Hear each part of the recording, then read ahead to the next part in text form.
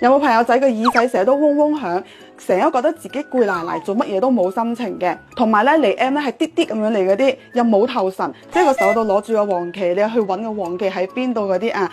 瞓覺咧你又成日瞓唔着喎，瞓着咗咧你有好多夢嚟發嘅。其實咧呢啲都係你嘅紅色嘢同埋氣氣唔夠啊！咁今日分享呢個代茶飲俾大家，記得 mark 低啦。補氣氣咧少唔到呢個黃芪啦，呢一個咧係大自然嘅，所以咧佢特別大片，聞起身好香㗎呢一個。一片大概係5克，我哋今日要用到2片嘅嚇。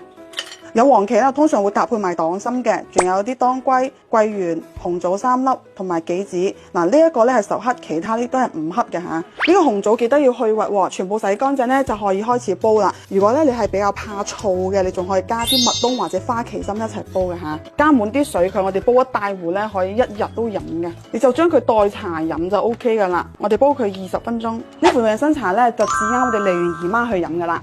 煲好咧快啲裝一大壺出嚟慢慢飲。